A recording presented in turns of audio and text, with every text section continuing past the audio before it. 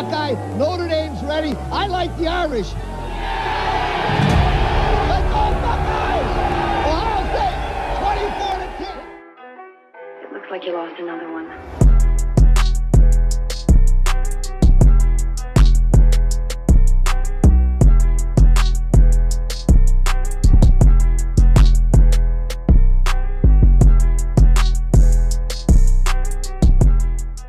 Hello and welcome back to Between the Lines College Football Podcast.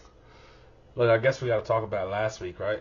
I mean, we went 5-5. It was a tough week. It really was. Last week was one of those weeks where it's like you can't really go based off of the analytics, more so just which team showed up and how the game played out. So today I kind of leaned a little bit more towards instinct more so than I did just what the analytics say, and you'll see what I mean.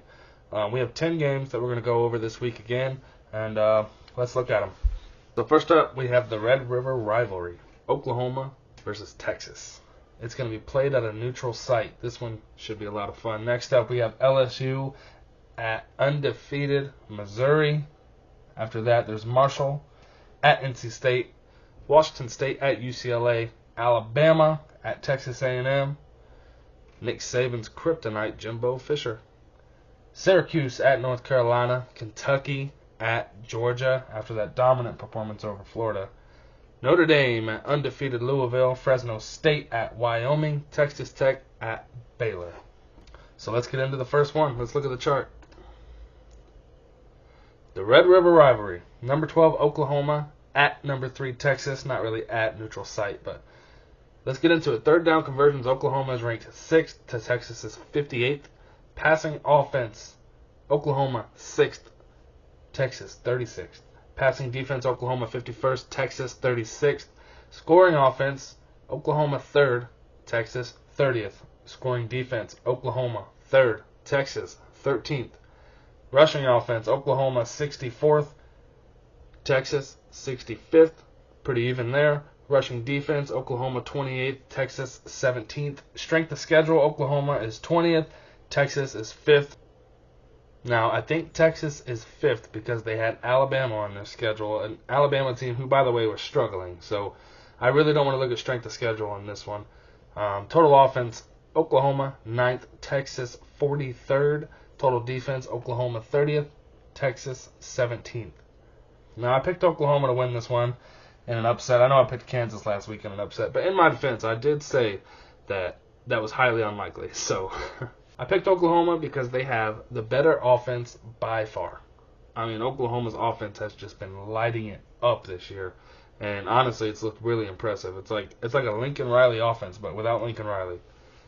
Texas is a slow start team, and they have been all year against Rice, against Wyoming, right? Everybody that they've played, even Kansas, it was a slow start. And I think you can't do that against Oklahoma because Oklahoma can put up 35 points before half. And then the last thing here is that they have a similar defense, right? Oklahoma's 30th, Texas 17th. Scoring defense, Oklahoma 3rd, Texas 13th. Texas has a good defense, no doubt about it. But Oklahoma does too. So I think with the advantage that Oklahoma has on offense versus the two pretty similar defenses, I'm going to take Oklahoma in this one. Next up, we got Marshall at NC State. We're going to go over this one. Let's look at the chart. So we have third down conversions. Marshall, 122nd. NC State, 34th. Passing offense, Marshall, 76th. NC State, 94th. Passing defense, Marshall, 2nd. NC State, 63rd. Scoring offense, Marshall, 67th. Scoring offense for NC State is 90th. Scoring defense for Marshall, 22nd. Scoring defense for NC State, 45th. Rushing offense, Marshall, 54th. Rushing offense for NC State is 69th. Rushing defense for Marshall, 119th. 18th for NC State. Strength of schedule, and this is why I picked NC State right here. Marshall, 117th to NC State, 61st. Total offense, Marshall, 68th. NC State, 77th. Total defense, Marshall 43rd to NC State's 34th. So you see right here on the left side, like I said, the reason I picked them is, first of all, it's the strength of schedule difference. Strength of schedule is important when it's that big of a gap. So you see all the categories that Marshall's winning in, but then you notice NC State's playing a lot harder opponent. I mean, NC State has played Notre Dame. They've played undefeated Louisville, right? So the strength of schedule is important, especially this early in the season when they've already played teams as good as that. NC State had a close game with Louisville, who is undefeated. And if you look at Louisville compared to Marshall in all these categories, which you'll see Louisville later on, Louisville's better in every single one. And if Louisville's better than Marshall, and NC State had a 3-point game with them, I don't see Marshall hanging around. I really don't. I think Brennan Armstrong is going to have a big day, and NC State rolls in this one. All right, next up we have number 23 LSU going to number 21 Missouri, who is undefeated. Let's look at the chart. So on third down conversions, you have LSU at 4th, Missouri at 80th. Passing offense, LSU at 10th, Missouri at 30th. Passing defense, LSU at 108th, which we all know they have a terrible defense. Missouri at 89th, so theirs isn't much better. Scoring offense, LSU 7th, Missouri 52nd. Scoring defense, LSU 105th, Missouri 50th. Rushing offense, LSU 37th, Missouri 67th. Rushing defense, LSU 102nd, Missouri 8th. Strength of schedule, and again, this is a big one when it's this big of a gap. LSU 3rd to Missouri's 53rd. Total offense, LSU 6th, Missouri 42nd. Total defense, LSU 116th, Missouri 29th. So the reason I'm picking LSU in this one, as you can see on the left side, is that I don't think Missouri is going to be able to stop Jaden Daniels' pass attack with their 89th ranked passing defense against LSU's 10th ranked passing offense. I mean, Jaden Daniels is going to have a field day. I really believe that. Missouri is going to take their first loss at home against LSU, who's trying to prove something by coming off of that loss against Ole Miss last week. All right, next up we have number 13 Washington State at UCLA. This one really could have gone either way, so let's go ahead and pull up the chart and I'll show you why. Third down conversions, Washington State is 1st, UCLA 70th. Passing offense, Washington State 2nd, UCLA 52nd. Passing defense, Washington State 99th, UCLA 25th. Scoring offense, Washington State 5th, UCLA 53rd. Scoring defense, Washington State 70th, UCLA 8th. Rushing offense, Washington State 99th, UCLA 22nd. Rushing defense, Washington State 59th, UCLA 10th. Strength of schedule, Washington State 26th, UCLA 43rd. Total offense, Washington State 5th, UCLA 27th. Total defense, Washington State 79th, UCLA 8th. Now UCLA obviously has the better defense, but I'm going to lean towards Washington State here because if you look at their passing offense, it's number 2 versus the number 25 passing defense. Scoring offense number 5 versus the 8th scoring defense.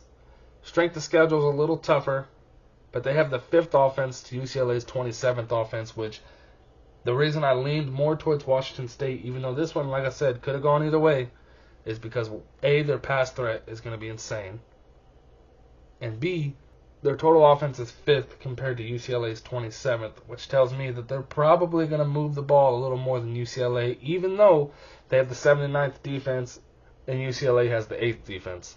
I still believe Washington State's going to pull this one out and come out with a W, so that's who we're going with this week. All right, next up we have Jimbo Fisher, the kryptonite for Nick Saban, at least over the last few years. Let's go ahead and pull up the chart, and I'll tell you who I think is going to win. So as you can see, I got Alabama picked here. And this is one of those ones where I went more with instinct, less than I did analytics, because if you look at the analytics, it's 7-3 as far as these 10 categories go, all in favor of Texas A&M. So we'll go down the list. Alabama, third down conversions, they are 31st to A&M's 15th. Passing offense, 99th to A&M's 17th. Passing defense, Alabama, 24th to A&M's 9th. Scoring offense, Alabama 50th to A&M's 17th. Scoring defense, Alabama 17th to A&M's 32nd. Rushing offense, Alabama 58th to A&M's 71st. Rushing defense, Alabama's 36th to A&M's 20th. Strength of schedule, Alabama 2nd to A&M's 10th. Total offense, Alabama 88th, A&M's 29th. Total defense, Alabama 18th, A&M 5th.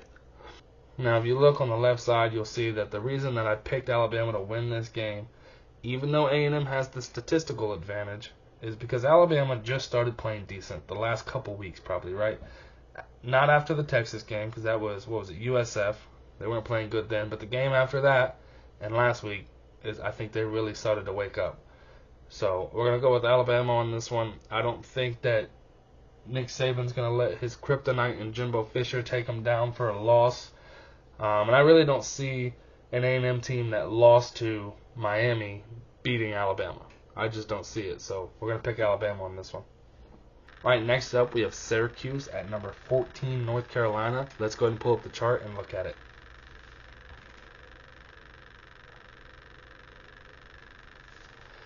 So third down conversions, we have Syracuse at 10th, North Carolina at 2nd. Passing offense, Syracuse 22nd, North Carolina 20th. Passing defense, Syracuse 37th, North Carolina 83rd. Passing offense, scoring offense, Syracuse 18th, North Carolina 34th. Scoring defense, Syracuse 6th, North Carolina 38th. Rushing offense, Syracuse 14th, North Carolina 49th. Rushing defense, Syracuse 21st, North Carolina 51st. Strength of schedule, Syracuse 37th, North Carolina 33rd. Total offense, Syracuse 8th, North Carolina 23rd. Total defense, Syracuse 21st, North Carolina 61st. So if you look on the left, I said I don't think that North Carolina loses at home to a Syracuse team who just got exposed by Clemson. I mean, Clemson just ripped them apart, made them look bad. Everybody thought Syracuse was good because they were undefeated, but let's face it, they didn't beat anybody good. And the first decent team that they played in Clemson, they lost to. And I think that North Carolina is a better team than Clemson is. So regardless of the analytics that I'm showing here on the screen, I'm going to take North Carolina in this one to win it. Again, that was one of those ones that was based off of instinct and not analytics. So next up, we have number 20, Kentucky, at number 1, Georgia, between the hedges. Fresh off of that big win at Florida, let's go ahead and pull up the chart, and I'll tell you who I think is going to win. Even though I think once you see the chart, it's pretty obvious who's going to win. So yeah, look at the chart here, right? Like I said, I'll go between analytics and I'll go between instinct. But when it's this lopsided with two teams who are both in the SEC, the team that has the most lopsided towards their advantage has the harder strength of schedule. I mean, I really don't think that Kentucky stands a chance in this game. And I hate to say it because I don't think that Georgia belongs at the number 1 spot either, the way that they've been playing. But in this particular instance, I think they're going to take care of business versus Kentucky, and it's going to keep them at that number 1 spot. So let's go down the list. Third down conversions, Kentucky is 28th to Georgia's 7th. Passing offense, Kentucky is 47th to Georgia's 11th. Passing defense, Kentucky is 60th to Georgia's 18th. Scoring offense, Kentucky 21st, Georgia 15th. Scoring defense, Kentucky is 20th to Georgia's 9th. Rushing offense, Kentucky is 92nd to Georgia's 60th. Rushing defense, Kentucky 9th to Georgia's 37th. Strength of schedule, Kentucky is 92nd to Georgia's 24th. There's a big gap there, and even with that big gap, Georgia has the better stats. Total offense, Kentucky is 64th, Georgia 12th. Total defense, Kentucky is 20th to Georgia's 16th. If you look on the left, this is the reason that I put that I think Georgia's going to win the game. Aside from the lopsided analytics. Kentucky looked good last week, but really only Will Davis looked good. Right? That big blue wall is going to get walked through by the Georgia front. I don't think that Florida has the talent. I mean, obviously, it's not about what I think now that they've played, but Florida didn't have the talent to take on a mediocre blue wall, quote unquote. Georgia does. So I think Georgia's going to walk right through it. I don't think Will Davis is going to have a big day like he did last week. And I think that Georgia's going to roll. And I'm going to say by 2 scores. All right, next up we have Notre Dame at number 25, Louisville, who just recently climbed into the polls and is undefeated. Let's pull up the chart and we'll talk about it. So on third down conversions, we have Notre Dame ranked at 30th, Louisville at 76th. Passing offense, Notre Dame 34th, Louisville 18th. Passing defense, Notre Dame 4th, Louisville 56th. Scoring offense, Notre Dame 25th, Louisville 22nd. Scoring defense, Notre Dame 15th, Louisville 30th. Rushing offense, Notre Dame 28th. Louisville 33rd. Rushing defense, Notre Dame 50th. Louisville 33rd. Strength of schedule, Notre Dame 8th. Louisville 71st. And again, when it's a big strength of schedule difference like that, analytics kind of go out of the window. But in this case, just like with Georgia's case, the analytics are still on Notre Dame's side regardless. Total offense, 20th. Louisville 13th. Total defense, Notre Dame 11th. Louisville 37th. So if you go to the left, like I said, it's a complete mismatch. It's the first real opponent for Louisville, and Marcus Freeman and the Irish have something to prove. Right after taking the loss to Ohio State, which was a great game, by the way. I don't think that Notre Dame has anything to prove as far as whether or not they're a good team after playing that game, because they showed that they were. And then last week, coming into a one-score game with Duke winning on a game-winning drive, I think the Irish have something to prove. They want to prove that they're not just some mediocre team who took a loss to Ohio State, played a close game with Duke, which, by the way, was at Duke, and they were missing 6 key players. So if you look at the analytical advantage that they already have, plus their strength of schedule is 8th to Louisville's 71st. Notre Dame has already played 2 high-ranked teams, and still the analytics are on their side. So if anyone thinks that just because Louisville's at home and they're undefeated that they're going to stand a chance against Notre Dame, you're insane. You're crazy just like the next person. Notre Dame comes out with the win, and I don't think it's even going to be close. All right, next up, we have number 24, Fresno State, in the poll for probably the first time in a while, going to Wyoming. Let's take a look at it. On third down conversions, Fresno State 17th to Wyoming's 121st. Passing offense, Fresno State 14th to Wyoming's 124th. Passing defense, Fresno State 26th to Wyoming's 61st. Scoring offense, Fresno State 27th to Wyoming's 84th. Scoring defense, Fresno State 40th to Wyoming's 69th. Rushing offense, Fresno State 109th to Wyoming's 47th. Rushing defense, Fresno State 16th to Wyoming's 96th. Strength of schedule, Fresno State 108th to Wyoming's 79th, which is probably only that high because they played Texas. Total offense, Fresno State 45th to Wyoming's 123rd. Total defense, Fresno State 14th to Wyoming's 82nd. So if you look at the left, I said with Fresno climbing into the polls, they take care of business against a team who doesn't match up very well on paper. And I believe that's going to be the case, even though they're going to Wyoming. I mean, analytically, they don't match up whatsoever. The strength of schedule is, almost about 30 off, 29 off. But every other category is lopsided. I mean, third down conversion 17th to Wyoming's 121st. Passing offense 14th, 124th. There's 130 teams in the FBS. So Wyoming is one of the worst. That's why we're taking Fresno State to roll on with the win. All right, last but not least, we have Texas Tech traveling to Baylor. Let's go ahead and pull up the chart, and we'll talk about it. Third down conversions, Texas Tech is at 83rd to Baylor's 68th. Passing offense, Texas Tech 60th to Baylor's 46th. Passing defense, Texas Tech 68th to Baylor's 45th. Scoring offense, Texas Tech 44th to Baylor's 97th. Scoring defense, Texas Tech 67th to Baylor's 85th. Rushing offense, Texas Tech 56th to Baylor's 84th. Rushing defense, Texas Tech 83rd to Baylor's 113th. Strength of schedule, Texas Tech 19th to Baylor's 32nd. Total offense of 58th to Baylor's 61st. Total defense 72nd to Baylor's 87th. If you look on the left, I said the only real advantage that I see for Baylor is the home field. Other than that, I see Texas Tech running with this one. I don't think they match up very well. You look at the strength of schedule, Texas Tech has a harder schedule, and most of the analytics lean their way anyhow. I know Baylor used to be great with the RG3, and most of us love to see Baylor doing well. However, they're not really a good team, and I don't think that they're going to do much against Texas Tech. At least on paper, it doesn't look that way, so we're going to go with Texas Tech. Again, last week we were 5-5. The week before that, we were 8-2.